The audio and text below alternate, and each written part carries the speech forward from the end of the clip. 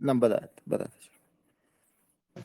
الحمد لله رب العالمين، وصلى اللهم وسلم وبارك على نبينا محمد وعلى آله وصحبه ومن تبعهم بإحسان إلى يوم الدين. أهلا وسهلا بإخواني الكرام وأخواتي الفضليات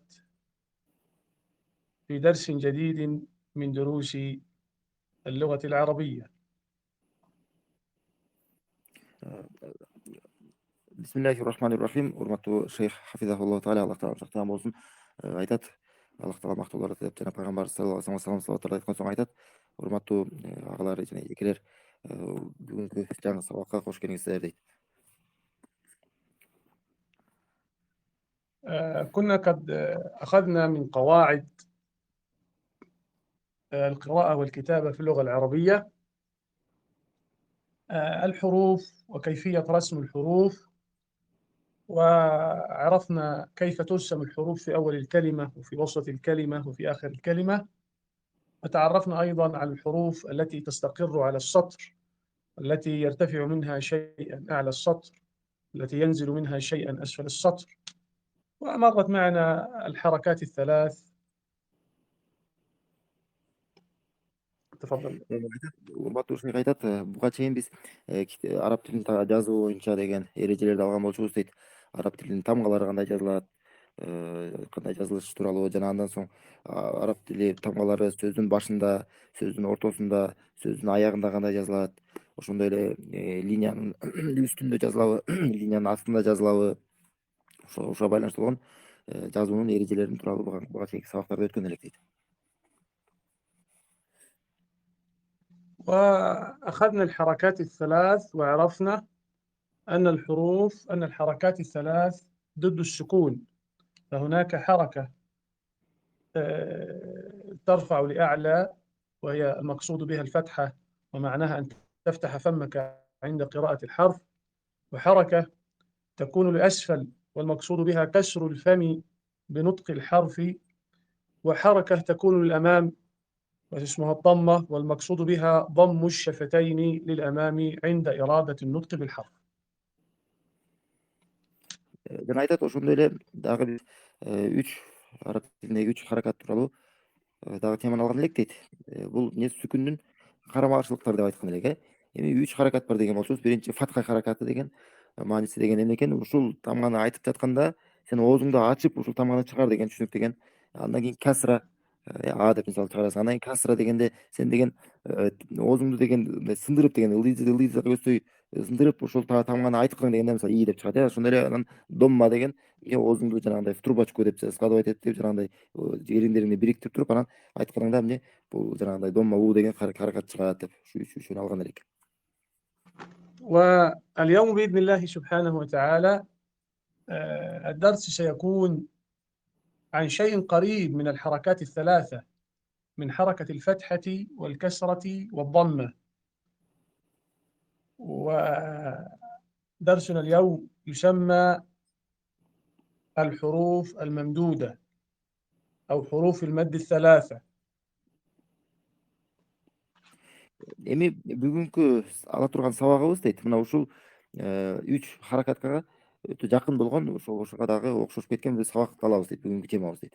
Эми эмне дейт? Бул деген созулма тамгалар, созулма үндүүлөр, же болбосо үч созулма деп коет. Үч созулма тамгасы бар араб тилинде. Ошо мат деп коет, мамдуда деп коет. Ошолор тууралуу сөз бүгүнкү тема. وحروف المد الثلاثة هي حرف الألف وحرف الواو وحرف الياء، هذه تسمى حروف المد الثلاثة. Эми бул кайсы үч созулма тамга деген кайсылар дегенде, мына бул алиф тамгасы, ошондой эле вау тамгасы жана я тамгасы. علينا أن نعتني بهذه الأحرف الثلاثة لأنها سنحتاجها في أحد أقسام اللغة العربية وهو التجويد، سنحتاجها في تصريف الأفعال، فهي تؤثر الألف والواو والياء يؤثر في الأفعال في تصريفها وغير ذلك، وتؤثر معنا في القراءة، مجرد القراءة. فالألف والواو والواء والياء اللي يجب لطالب العلم أن يعتني بها جيدا، لأنها تؤثر كثيرا في رسم الكلمات وفي نطق الكلمات. Ушул 3 созулма тамгага дейт биз өтө жакшы көңүл буруубуз зарыл дейт. Анткени бул 3 созулма тамгага дейт биз деген мисалы араб тилинин илимдерине муктажбыз дейт. Мисалы тажвид илиминде дейт. Ошол немелерде Куранды туура окууда деген буларга кезигебиз. Ошондой эле сарф илиминде дагы качан биз тамгаларды деген бир сөздөрдөн кандай бир маанилерди чыгарууда ошо морфология илими деп коет. Ошондо дагы биз муктаж болобуз. Ошондой эле окууда дагы качан бир окуп атканда дагы булар да кезигет бизге. Демек илим алуучу деген ушул нерселерди жакшы милдеттүү түрдө жакшы билиши керек болот. والذي يعنينا الآن في درسنا اليوم هو حروف المد الثلاثة الخاصة برسم الكلمات ورسم ونطق الكلمات. الذي سندرسه حروف المد كقاعدة من قواعد القراءة والكتابة، خاصة بالكلمات وخاصة برسم الكلمات ونطق الكلمات. Эми бүгүн биз ушул 3 созулма тамганы биз кайсыл темабызды алабыз дейт. Өзгөчө бизге мына бул кандай окулат жана кандай жазылат. Мына ушул 2 темага байланыштуу ушул созулмалардын байланыштын алабыз. Мына бүгүнкү эмне демек кантип жазылыш керек экен жана деген кантип окулат. فحروف المد ثلاثة كما تعرفنا. ما قصة حروف المد؟ وكيف نتعامل مع حروف المد؟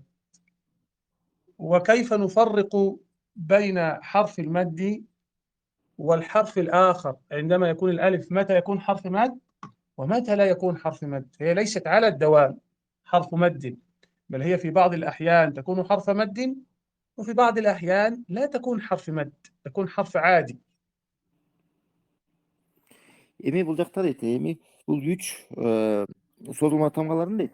Эми булардын окуясы кандай дейт негизи. Булардын деген кандай буга жараша биз кандай иш жүргүзөбүз дейт.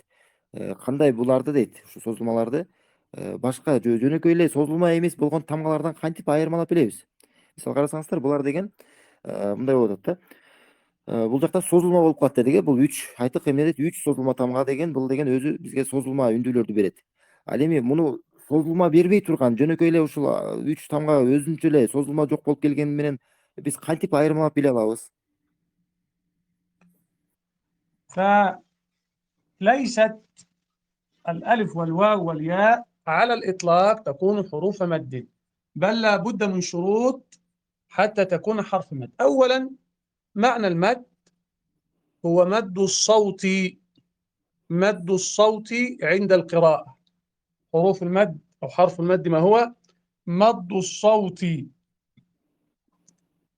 بالحركة عند القراءة، هذا كلمة مد، يعني كأننا مددناه، كبرناه، أطلناه، وسعناه عند القراءة. هذا المقصود بحرف المد. Эми бул мат деп айтканда харакат дегенде эмне экен? Эми жалпылай эле мындай абсолютно эле болгон жакта эле созулма кылып окула бербейт дейт. Мунун деген созулма болуп окулуусу үчүн өзүнүн шарттары бар дейт. Биринчиден эмне экен? Бул деген качан бул мат келгенде дейт, ушу созулма 3 тамга келгенде мааниси эмне? Ушуну окуп жатканда ушул харакатты, буга чейинки болгон харакатты биз созулма кылып окушубуз керек болот. Мааниси эмне экен? Мат деген ушу мададна деген деген мааниси созулма, ушуну узарткының, муну тарткының деген маани да. لكن حتى يطلق على الحرف أنه حرف مد لابد أن تتوفر فيه شروط. فحروف المد الثلاثة بشروطها: أولا الألف، الألف الساكنة،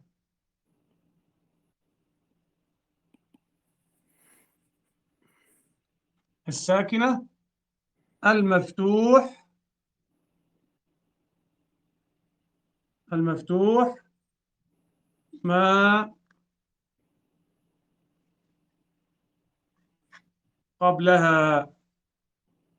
الشرط أن تكون ألفا وأن تكون ساكنة، وأن يكون الحرف الذي قبل الألف مفتوح ليس مكسورا وليس مضموما، بل لابد أن تكون الألف ساكنة يعني خالية من الحركات الثلاث، والذي قبل الألف قبلها مفتوح عليه فتحة. هنا نستطيع أن نقول الألف هنا حرف مد. ماذا يمد الألف؟ يمد الألف الحرف الذي قبله كما سأبين لكم إن شاء الله. Мына биринчи шарты кайтыкы бул жакта шарттары болуш керек экен. Сөзсүз түрдө бул созулма болуш үчүн бул 3 тамга мунун өзүнүн шарттары бар экен. Эми бул жакта деген мына биринчи шарты дейт. Эмне болуш керек? Бул алиф, мына бул алиф ушу 3 созулманын бирөөсү. Алиф деген бул өзү сүкүн менен болуш керек. Өзү сүкүн менен болот. Сүкүн менен болгондон кийин анан ага чейинки болгон тамга ал фатха менен болот. Ага чейинки келген тамга деген фатха менен болгондо ошондо анан бул эмне ушул жакта келген алиф деген демек бул созулма болгон болот. Маанисиз эмне экен? Мына ушул алиф деген бул деген созулма болуусу үчүн өзү сүкүн харакатында болуш керек. Жана буга чейинки келген тамгасы деген ал деген фатха менен болуш керек дейт. Касра менен эмес, домма менен эмес. Эмне менен болуш керек? Фатха менен болуш керек. Мына ошондо анан бул деген алиф деген созулма болуп калат дагы. Жана эмне буга чейинки болгон өзүнө чейинки келген бир тамганы эмне кылат? Созулма кылып аны чоёт. Узартат.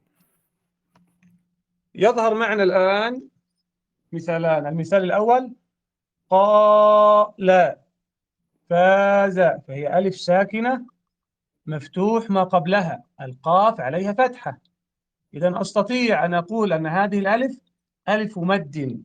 ألف مد.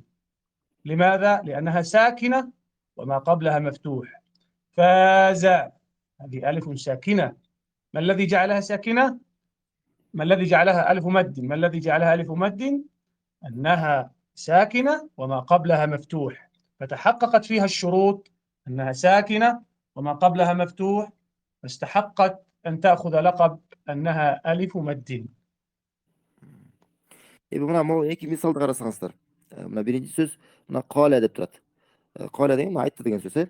Мына эмне кандай болуп турат? Мына алифти ортосунда сөз мына устаз кызыл менен жазып койду. Мына алифти деген кызыл менен жазып койду. Өзү сүкүн менен турат. Мына харакат жок. Анан деген ага чейинки келген тамга бул мына ка деген бул эмне болуп атат? Бул фатха менен болуп калды. Харакаты аныкы фатха. Демек эмне болду? Мына шарттар мында чогулду. Өзү сүкүн менен келди. Ага чейинки келген тамга фатха менен болду. Демек мындай учурда бул алифти эмне деп койсо болот? Алиф мат деп айтып койсо, созулма алиф деп айтса болот. Ошондой эле мына экинчи сөздү карасаңар, фаза деген сөз. Ийгиликке жетти деген сөз, жеңишке жетти деген сөз эмне болот?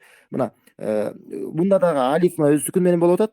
Жана ага чейинки тамга фатха менен болду. Демек эмне болот экен? Бул жактагы алиф деген бул созулма алиф болот. وحرف المد الثاني الذي معنا هو حرف الواو الساكنة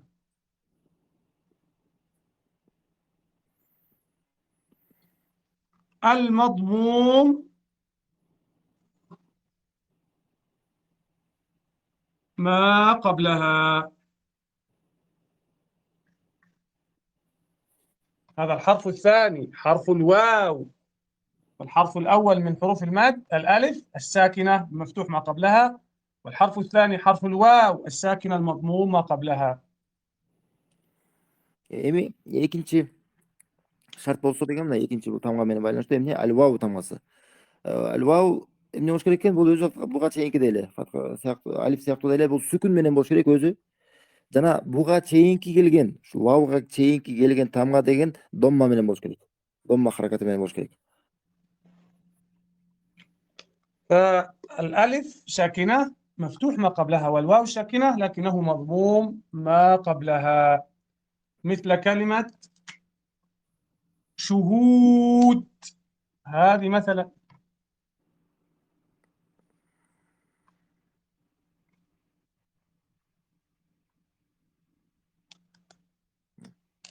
شهود، نلاحظ أن الهاء مضمومة والواو عارية من الحركات، نطلق على هذه مقطع مد أو هاء ممدودة، والواو هي حرف المد. شهود.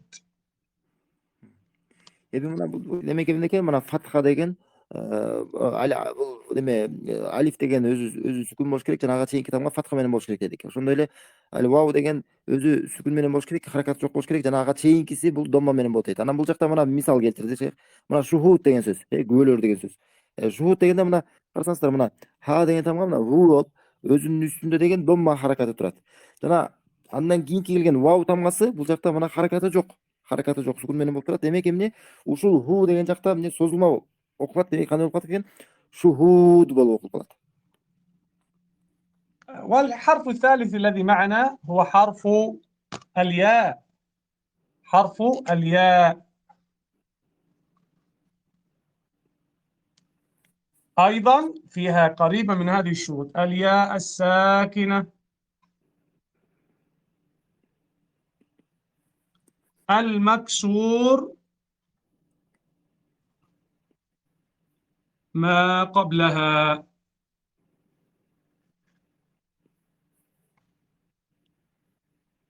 Demek üçüncü bu tamgalardan, üçüncü şartlardan kандай экен? Бул алия тамгасы. Алия эмне болуш керек? Мындай эле буга чейин айткандай эле өзү сүкүн менен болот, харакаты жок болот. Андан кийин ага чейинки келген тамга касра менен болуш керек. مثل كلمة في، فهذه مد ممدودة بالياء لأن ما قبلها مكسور. في أو حديد وهكذا. Мисалы карасаңыздар мына бул жакта сөз фи деген сөз, бир нерсенин ичинде деген сөз. Же болсо хадид деген сөз, бул темир деген сөз. Карасаңыздар фи эмне болду? Бул жакта я тамгасы деген өзү эч бир харакаты жок, сукун менен болот жана ага чейинки келген тамга касра менен болот. Ошол себептүү бул жакта я созулма болуп калып атат. Фи деп созулуп окулат. Ошондой эле хадидте дагы мына я тамгасы харакаты жок. Анан эмне болду? Ага чейинки дал тамгасы эмне болуп атат? Касра менен болуп калат. Ошол себептүү бул жактагы я деген бул деген созулма болот. Ошондуктан хадид деп окулат. نلاحظ شيئا هنا أن الألف ساكن لكنه مفتوح ما قبله، والواو ساكنة لكنها مضموم ما قبلها، والياء ساكنة أيضا لكنه مكسور ما قبلها. هم أخذوا، أو العرب أخذت ما يناسب الألف في النطق وهي الفتحة، لأن الفتحة تناسب الألف في النطق، وجعلوا أن ما قبله مفتوح يكون حرف مد نمد صوته، والواو إذا كانت ساكنة وما قبلها مضموم فهي الضمة تناسب الواو، وكذا الكسرة تناسب الياء. هم أخذوا الأحرف الثلاثة التي تناسب الحركات الثلاثة، أخذوا الأحرف الثلاثة التي تناسب الحركات الثلاثة. Эми мына бул жакта көңүл бурсаңыздар, кандай болуп калды? Демек, мына алиф эмне болуш керек экен? Сүкүн менен болот экен, бирок ага чейинки бул фатха менен болот экен. Вау сукун менен болот, ага чейинки бул домма менен болот экен. Жана я сукун менен болот, жана ага чейинки бул касра менен болот экен. Эмнеге ушундай кылып созулма кылып ушул тамгаларды тандап койгон? Эмнеге ушуларды арабтар ушундай кылып ушуларды тандап алышкан? Созулма кылуу үчүн эмнеге? Анткени буга чейинки болгон харакаттарга окшош тамгалар. Мисалы фатхага бул алиф окшош, вауга деген бул домма окшош, ошондой эле яга бул деген каср окшош. Ошондуктан мына ошо айтууга окшош болгон тамгаларды буларды созулма тамга катары кылып арабтар алышкан экен. طيب كيف أقرأ أو أتعرف أو أستعمل المدود في الكلمات، وكيف أتعرف عليها وكيف أتعامل معها؟ هذا ما سيظهر معنا. Эми кийинки бул жакта темабыз эми ушуларды мен кантип окушум керек дейт. Кантип окуйбуз? Жана буларга биз кандай мамилебиз кандай болот? Буга кантип иш жүргүзөбүз булар менен, созулмалар менен? أول شيء مد الألف. مد الألف، فنقول مثلا عندما يكون الحرف عليه فتحة فقط، عندما يكون عليه فتحة فقط أقول باء، أقول باء، لكن عندما يلحق بعد الباء ألف أقول باء، أطيل في الصوت، أطيل في الصوت. Эми мына бул жакта карасаңар мына биринчи алифтин созулмасы. Качан мисалы ба тамгасы деген жөн эле мисалы фатха менен келип атканда ба деп эле окучубуз, э. Эми бул жакта ба менен анан алиф кошулуп кала турганда эмне деп айттык? Созулма тамгаларынын бири туурабы? Алиф созулма. Эми ошондо эмне болуп калат? Жөн эле ба эмес, ба деп созулма кылып окуйбуз. مثلا أقول كلمة باب. باب. انظر، باب. باب. هنا باء. باء باء. أريد منك أن تلاحظ أن الصوت هنا نعطيه درجة واحدة. درجة واحدة. أما الصوت هنا الباء مع الألف أعطيها درجتين أو حركتين، وهنا أقول باء وهنا أقول باء. لابد أن أطيل في صوتي، أمد صوتي. ما الذي جعلني أمد صوتي؟ هذا الألف الساكن الذي جاء خلف الباء المفتوحة جعلني أمد صوتي بهذه الباء أكثر من الصوت الذي بدون ألف. Demek эмне болду? Мына бул жакта мындай болуп жатат.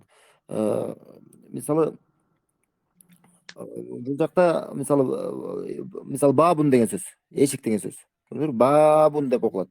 Эми эмнеге созулма кылып атабыз? Мисалы буга чейин ба деп эле айтылганда, бул жакта бир эле даража эле да, бир эле даражада айтылчу эле ба деп эле. Ал эми качан бул жакта алиф кошулуп калгандан кийин бул жакта уже эки даража болуп калды. Эмне болуп калды? Бабун деп. Ошол тамганы эки эсе кылып, же болбосо экинчи даражада кылып эмне кылабыз? Муну ошо созулма кылып, ошо тамганы узартып айтабыз. لذلك أنا سأكتب لكم الحروف كاملة ومعها النطق لأطلب بيانا عمليا من قراءتها بإذن الله تعالى. فباء تاء ثاء جاء حاء خاء داء ثاء راء زاء ساء شاء صاد. سأرفق معها باء باء تاء تاء ثاء تاء جاء جاء حاء حاء خاء خاء داء داء ذاء ذاء راء راء زاء زاء ساء ساء شاء شاء صاء صاء. نلاحظ دائما الفرق بين الحرف، صوت الحرف بالمد وصوت الحرف بدون مد. أريد منكم أن تستشعروا معي هذا الأمر جيدا. Жакшылап көңүл буруп, жакшылап байкатасыздар. Мына устаз бул жакта өзү окуп берди бизге созулма менен кандай жана созулма болбогондо кандай окулат деп. Мына ушуну жакшы айырмалап билишибиз керек. Качан созулма болуп окулат жана качан созулма болбой окулат. Азыр бул жакта мына устаз могу тамгалардын баарын бизге окуп берди. فأقول مثلا باء باء تاء تاء ثاء ثاء جاء جاء حاء حاء خاء خاء داء داء ذاء ذاء راء راء زاء زاء ساء ساء شاء شاء صاء صاء. أريد مشاركة من بعض الإخوة يقرأ معنا الحروف بحركة الفتح وحرف المد حتى يفرق ويستشعر معنا هذا الأمر. فمن يستطيع أن يقوم بهذه المهمة؟ Кана эми бизден катышып кана окуңуздар дейт. Ким окуйт кана биздер ушуну тамга менен жана созулма менен кылып ушу тамгаларды ким окуйт? Азыр окусаңыздар болот. Микрофонуңузду күйгүзүп окуңуздар устаз. Айтып жатат. Ким окуйт?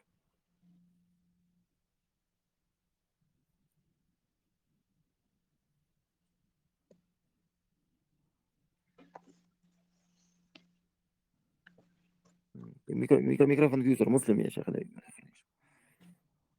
السلام عليكم ورحمة الله وبركاته. وعليكم السلام ورحمة الله، أهلا وسهلا، تفضل. ب ب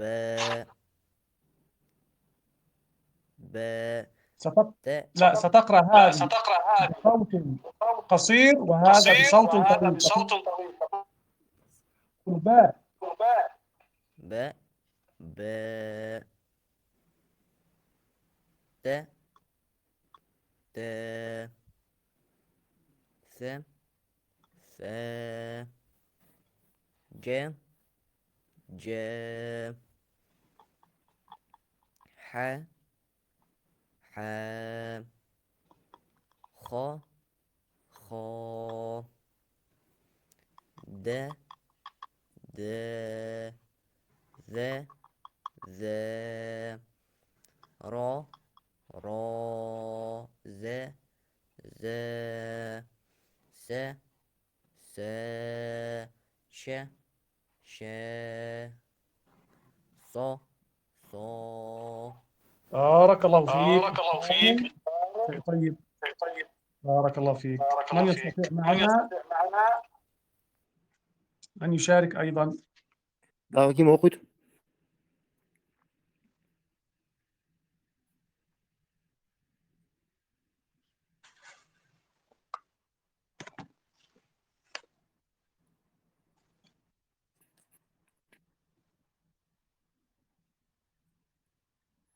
Daha okuyucular olsa demek siz mikrofonları kuyusu okusanız da болады.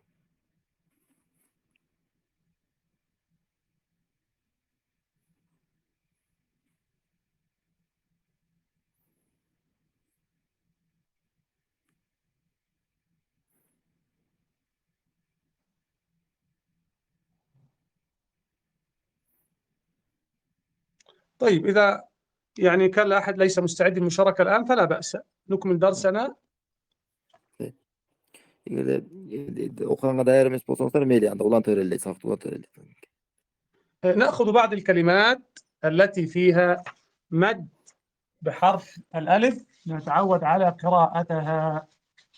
قراءتها. فنقول مثلا كلمة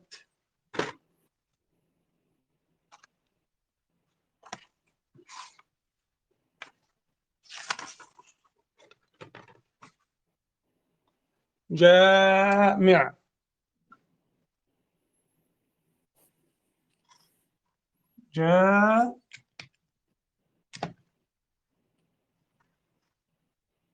جامع. وكلمة حاق. حاق.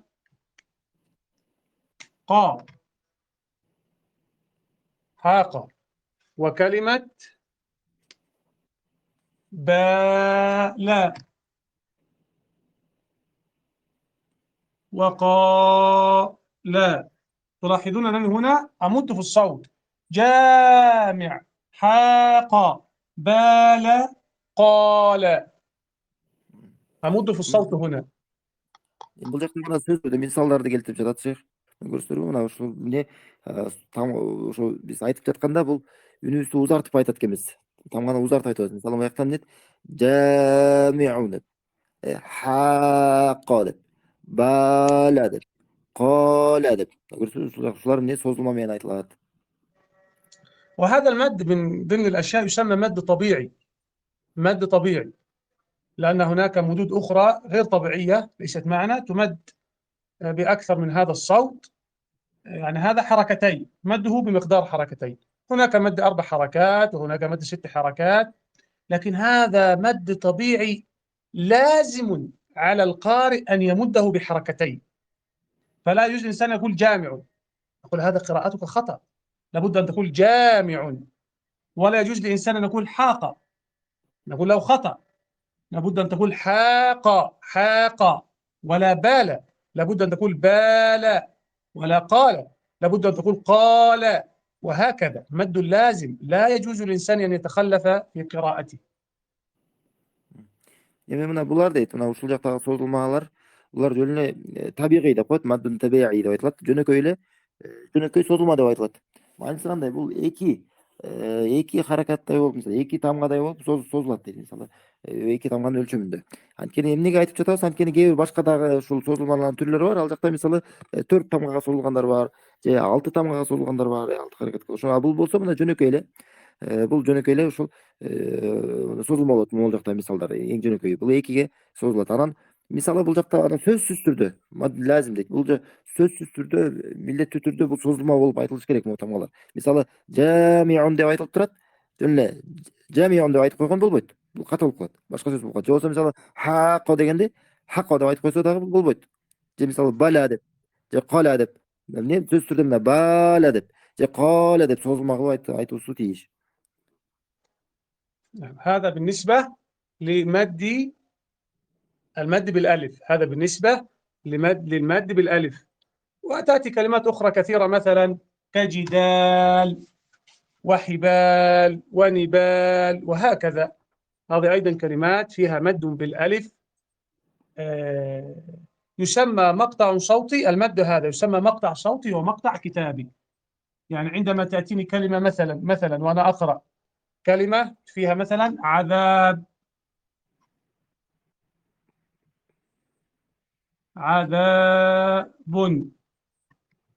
كلمة هكذا، يطلب من كثير من طالب اللغة العربية أن يبدأ بتحليل هذه الكلمة، يعني بتفكيكها، ما الذي يقرأ مدمجا مع بعضه وما الذي يقرأ منفصلا. نقول العي تقرأ عاء ثم ذا ثم بن، يبقى عاء مقطع وذا مقطع وبن مقطع، عاء ذا بن. فالمقصد أن الألف لا يفترق عن الذاء، لأنه أصبح جزءا لا يتجزأ منها في النطق والرسم.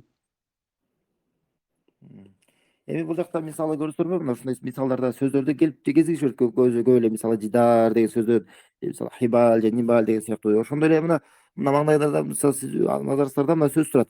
Азап деген сөз. Эми муну деген биз эгерде мүчөлөргө бөлүштүрсөк, анда карасаңыздар мына бул 3 мүчөдөн турат экен да. Мисалы ушул сөздү 3кө бөлсөк болот. Мисалы биринчи а деп, анан за, анан бун деп. Бун деп мына 3кө бөлүнөт экен.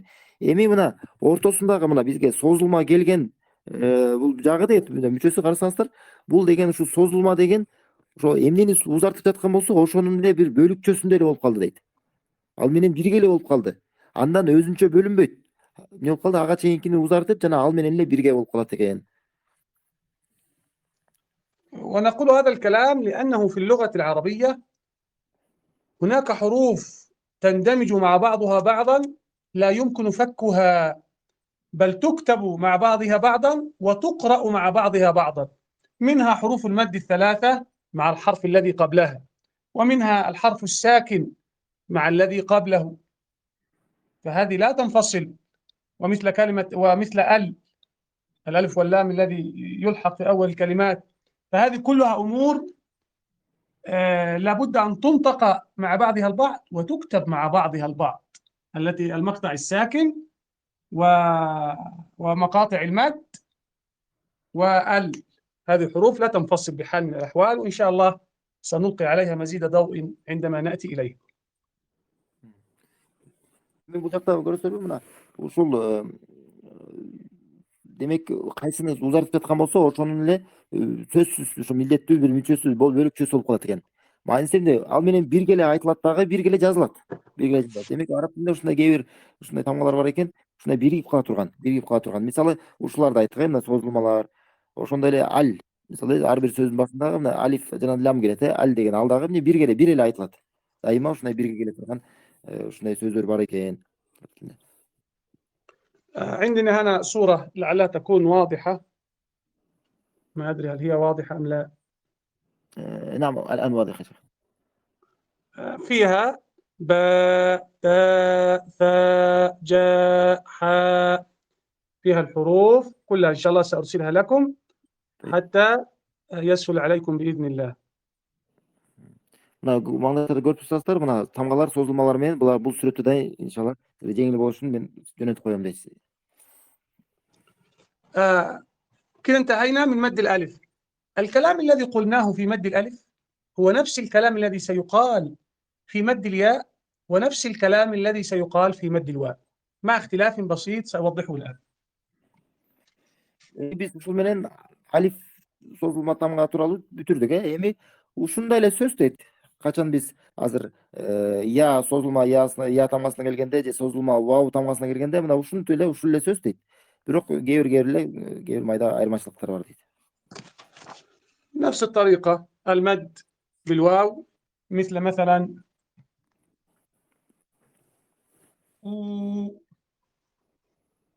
بو تو تو جو حو هكذا خو إلى نهاية الحروف. Мына ушинтип тамгалардын аягына чейин дейт. Ушундай мына созулма бул эмне менен вау созулмасы. ما أدري هل فيها صعوبة، هل يجد أحد الإخوة والأخوات صعوبة في النطق بالصوت القصير الذي هو مثلا أو هنا وأو وبو وبو وتو وتو، هل يجد صعوبة في التفريق في الصوت بين الحرف بحركة والحرف الممدود؟ Эми устаз сурап жатат, мына кимиңиздерде мындай оорчулук болгон жокпу, мындай кыйынчылык болгон жокпу дейт. Могул эки нерсени айырмалап бөлүүдө. Мисалы у деп жөн эле созулма жок айтылууда, жана качан у деп созулма менен айтылганда. Же мисалы бу деп созулма жок эле айтылат жөн эле тамга. Анан бу деп созулма. Жана ту болуп ушул эки нерсени айырмалап бөлүүдө эч кандай оорчулук, кыйынчылыктар болгон жокпу?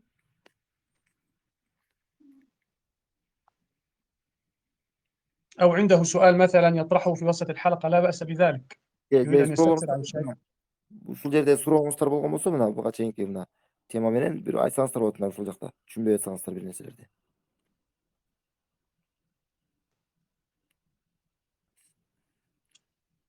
لا يا شيخنا أظن واضحة كل الحمد لله. طيب مثلا أوضح شيء آخر، نقول هنا ثو وهنا نقول ثو.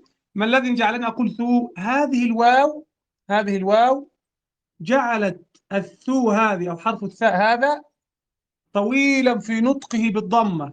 ما الذي جعله طويلا؟ وجود الواو، كأن الواو سحبت الحرف أو جذبت الحرف ناحيتها أو سحبت الحرف ناحيتها، فبدل من أن أقول ثو قلت ثو، بدل من أن أقول بو قلت بو.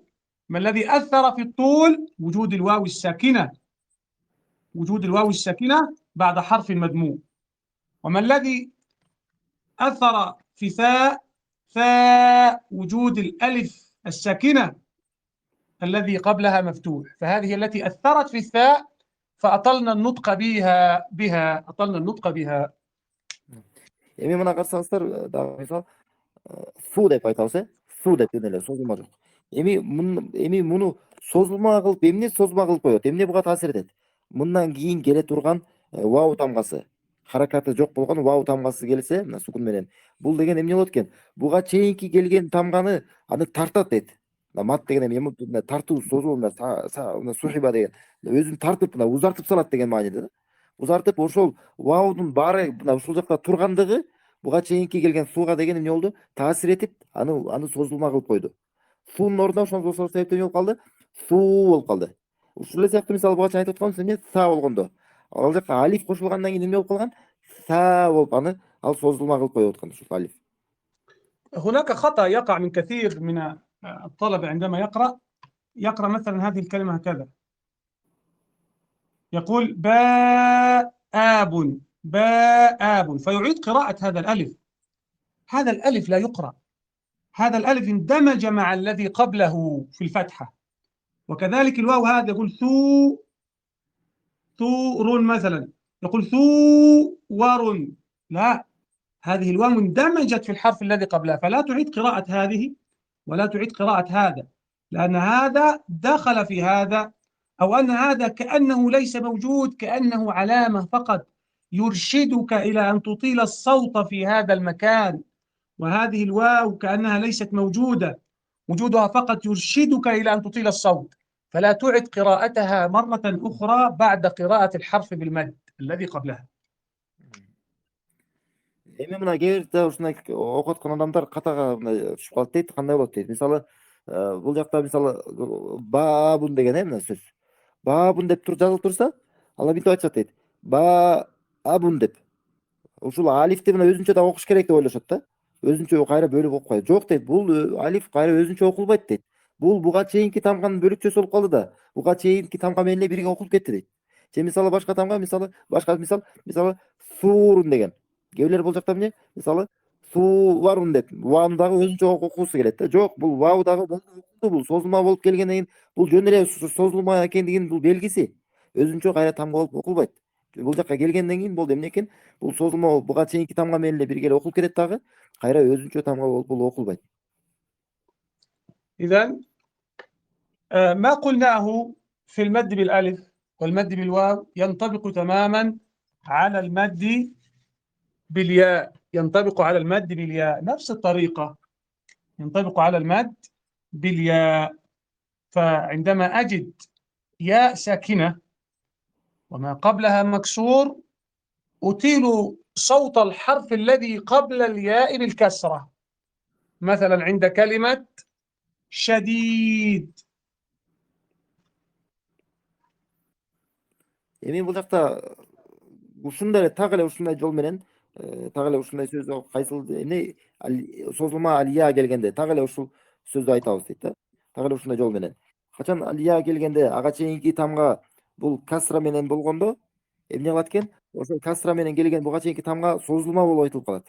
Мисалы бул жакта мына шадид деген мисал. فأنا أقول هنا شديد، رأيتم طول الصوت؟ ما أقول شديد، أقول هذا خطأ.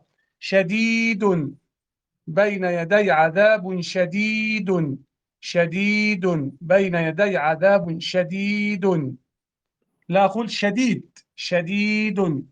ما الذي جعل صوت الدال هذه طويلا بالكسرة؟ وجود الياء. الياء ترشدك وتدلك وتؤشر على أنك تطيل في صوت الكسرة هذه، صوت الدال بالكسر أكثر من حركة، فتجعله حركتين، فتقول شديد. Эми карасаңыздар мына эмне болду? Мына бул шадид деп окулат экен. Катуу деген сөз. Эми жөн эле шадид болуп окулбайт. Шадид деп окуп койсо бул ката болуп калат экен. Бул ката, бул туура эмес. Ошол себептен эмне шадид деп мындай созулма болуп мына эки тамганын узундугу менен окулат. Шадид деп созулма кылып коюлат. Мисалы Аллах Кур'анда айткандай, мисалы бейне азабын шадид деп, мисалы чоң катуу азаптын алдында дегендей. Шадид деп Кур'анда ошондой айтат. Азабын шадид деп созулма кылып мына ушул да деген мына даль тамгасы ди болуп мына созулма болуп калат. Анткени эмне буну созулма кылып койду? Андан кийинки могу дальдан кийин келе турган я тамгасы. كذلك في هذه الكلمة أخيه، أخيه، أخيه، أقول خيه. ما الذي جعلني أمد في صوت الكسر الخاء بالكسرة؟ وجود الياء الساكنة. فلا يقرأها أحد ويقول أخي ياهي، خطأ. أخيه. Эми кийинки мисал ахихи деген, анын бир тууган деген сөз. Эми карасаңыз кандай болуп калды? Мына ахи деп, мына ахихи деп мына созулма кылып окулат экен. Мына хону бул жакта эмне созулма кылып койду? Андан кийинки келе турган я тамгасы. Демек, мисалы эгерде бирөө мынтип окуса, ахи яхи деп, мисалы яны кайра өзүнчө кылып бөлүп кайра өзүнчө окуй турган болсо эмне болот экен? Бул ката болот, бул жаңылыштык. Эмне болот экен? Бул бирге эле буга чейинки тамга менен бир эле окуп келет. Ошондуктан кандай болуп калат экен? Ахихи болуп калат. الآن سنأخذ تطبيق على المدود الثلاثة ببعض الكلمات، فلينتبه الإخوة إلي حتى نأخذ بعض الإخوة يقرأها معنا. سنكتب في السطر الأول كلمات بمد الألف، والسطر الثاني كلمات بمد الياء، والسطر الثالث كلمات بمد الواو. فلننتبه جيدا. Эми жакшы көңүл буруп турсаңыздар, эми ушуга чейинки алган нерселерди эми азыр көнүгүүлөрдүн үстүндө Onu kaytalayбыз дейт. Азыр эми азыр үстүндө дейт мына я менен болгон могул тамгаларды алабыз дейт. Алиф созулмасы менен болгондорду анан экинчи биз деген вау менен жана я менен болгон мисалдарды азыр сизге ошол араб тилине эгер сөздөрдүн негизинде буларды кичине азыр көнүгүү кылабыз. Азыр окуйсуздар, даяр болуп турсаңыздар.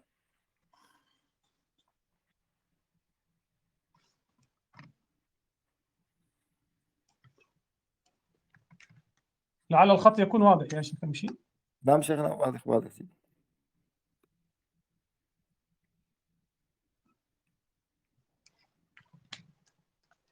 من الإخوة يقرأ لنا هذه الكلمات الثلاث الممدودة بحرف الألف؟ Ушул алиф менен бул жакта созулма болуп турган ушул сөздөрдү кимиңиздер окуйт дейт, кимиңиз окуп берет дейт. Кана ким окуйт?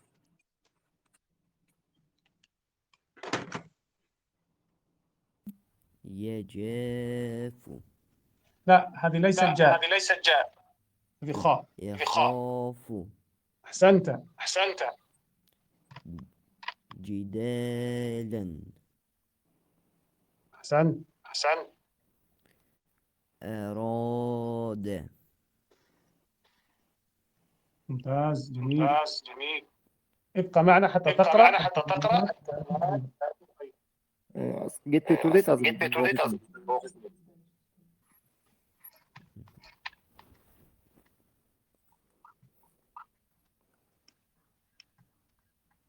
أنا أطعمها بالألوان حتى يستطيع الإخوة التحديد. Бака түс менен жазып коём дейт. Туугандарыбызга билим турушун.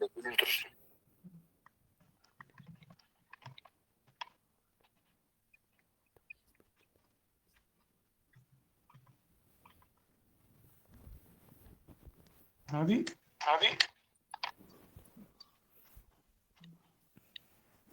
المفروض هذه تكون بالأسود وهذه بالأحمر. نبي هذه نوري زي. نقرأ الثلاث كلمات هذه.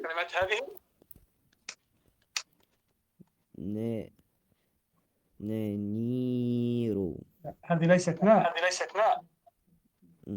نذير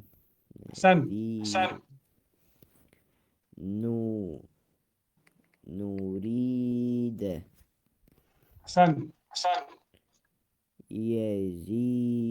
يزيع. طيب، يزيع أو يزيع. نطقك لحروف المد رائع ومميز. هل يستطيع أحد أن يشترك معنا؟ بارك الله فيكم. Дагы ким катышат дейт? Дагы ким окуп берип атат бизге?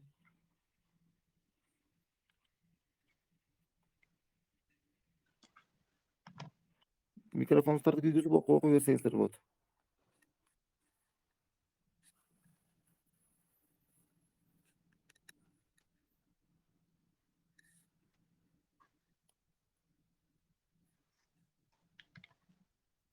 Окуңуздар. Ушул жактан өнүп алсаңыздар жакшы болот. Каталарыңыздарды устаз оңдоп берет.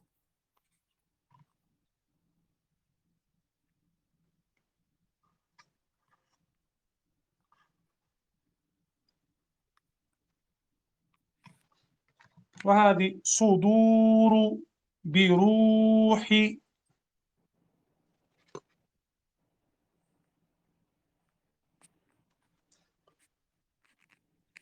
طيب، لا بأس. لعل تكون يعني حروف المد الثلاثة ودرس المد يعني واضح وليست فيه إشكالية. احنا بهذه الطريقة نكون قد انتهينا من درس المد بأقسامه الثلاثة، الذي هو مد الألف ومد الواو ومد الياء. Мени дейт, түшүнүктүү эле болсо керек дейт. Мына ушул созулмалар дейт. Ушул менен бүгүнкү ушул сабакта ушул теманы аяктап жатабыз дейт. Эмне болот экен? Mına alif menen bolgon sozulmаны aldık. Ya menen bolgon sozulmаны жана vav menen bolgon sozulmаны. Alif, vav жана yanın 3 sozulma tamgalardan arap tilindegi бүгүнкү сабакта aldık deyт. لو نظرنا إلى هذا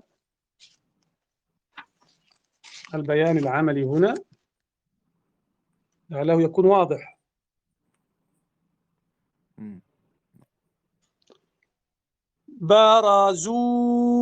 برزوا المد هنا الزاي والواو برزوا، فلما برزوا لجالوت، وهنا مكروا الراء مع الواو مكروا، خلطوا، قنطوا، كل هذه موجود بالواو. وهنا أيضا في المصحف يأتينا في كثير من الأحيان المد بالألف صغير هكذا، تلاحظونه؟ نعم الآن يرسم هكذا في المصحف الكريم، صغير، ألف صغير هكذا. көрсөздөр мына ушундай кичинекей болуп кээ бирде мусхафта Куран китебинде ушундай кылып келип калат дейт. Мына алиф деген мондай кичинекей эле болуп жазылып калат дейт. وهكذا أيضا يكتب في المصحف هكذا. Мына мусхафта мына ушундай болуп жазылат дейт. Мына көрсөздөр мына. مثل تجادل صراط، يكتب صغير، ألف صغير هكذا، هذا ألف مد، هذا كيفية رسمه في المصحف. لكن أنت إذا كتبته لا تكتبه هكذا، اكتبه ألف واضح وسليم. Мына көрсөздөр мына мусхафта ушундай болуп жазылып калышы мүмкүн, мондай кичинекей эле болуп алиф жазылып калышы мүмкүн. Созулма болуп окулат экен белгиси. Бирок сен жазып атканда дейт, жок мындай кылып жазбайсың дейт. Sen kanı buna bu seni yürütkönlerim de tura kılıp жазышың керек болду өзүнчө кылып. مثل كلمة مثلا بناها. Mana bu жакта көрсөтүп бана деп мисалдардагы я болуп турат. Алиф созулуп турат. يا جبال أوبي معه والطير. وهنا كلمة عمين وبنين منيبين، وهكذا. تلاحظون كيف أمد هذه الكلمة فيها مدين، مد النون مع الياء ومد الباء مع الياء. منيبين. Göster burada bir sözde iki жерде тең созулма болуп калат. Мисалы муни деп нундан кийин созулма болот, андан кийин бина деп. Munibina деп. وأيضا الكلمة التي هنا مثلا كلمة فعقروها يدينون يوفضون.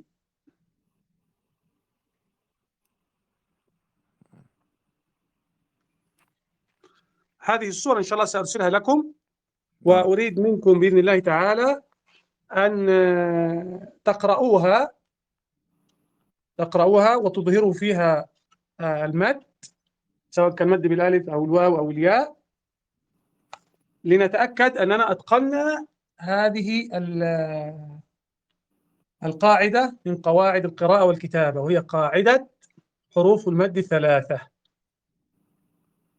Эми ушул сүрөттү дейт азыр мына бизге бул жакта көрсөтүп берген бул металлдарды биз сүрөтүн жөнөтүп коем дейт.